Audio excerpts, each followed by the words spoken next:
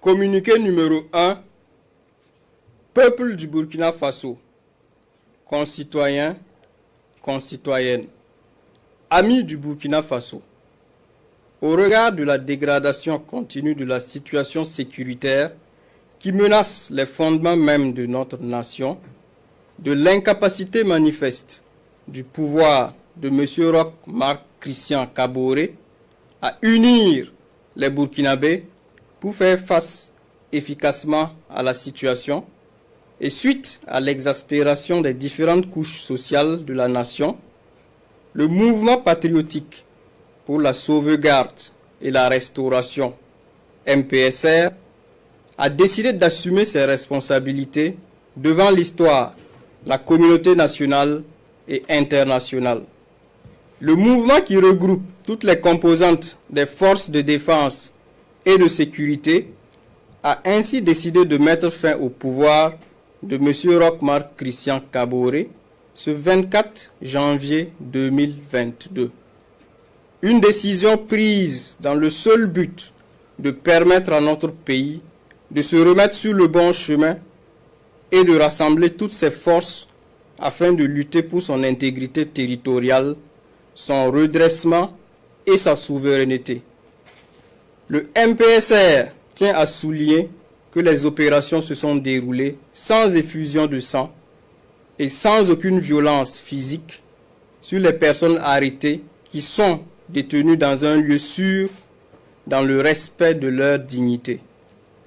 Le MPSR rassure également les partenaires et amis du Burkina Faso quant à la ferme volonté de notre pays de continuer à respecter ses engagements internationaux, notamment en matière des droits de l'homme, et s'engage à proposer dans un délai raisonnable, après consultation des forces vives de la nation, un calendrier de retour à un ordre constitutionnel accepté de tous, tout en invitant les populations. Deuxième appel à la CEDEAO, que la CEDEAO se retienne. Aujourd'hui, si la CEDEAO dormait, que la CEDEAO se réveille. Le peuple africain a compris. Le peuple africain a décidé de ne plus se faire compter.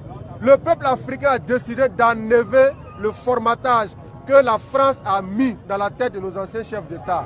La génération 80, nous en avons marre.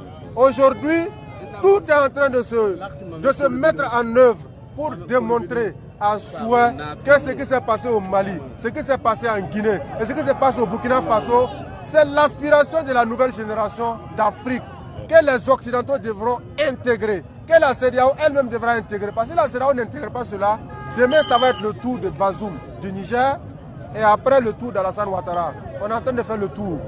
Et le Mali a été l'épicentre de la révolution africaine. Il faut que la CEDEAO nous laisse mener à bon point notre transition. Nous mettons en garde la France avec son Emmanuel Macron et son ministre des Affaires étrangères Le Drian.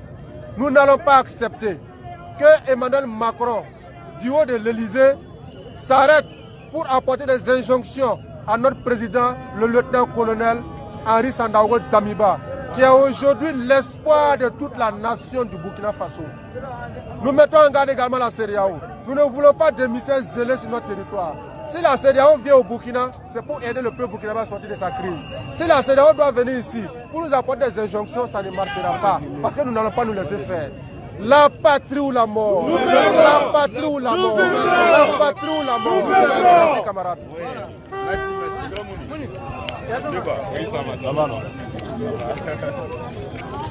Aussi longtemps que nous ne trouvons pas la voie de l'unité, aussi longtemps que nous ne trouvons pas les moyens de nous serrer les rangs, à partir du moment où nous n'arriverons pas à parler le même langage, eh bien nous demeurerons toujours un peuple affamé, un peuple ignorant, un peuple humilié, un peuple soumis à la domination étrangère. Nous vaincrons tous les défis.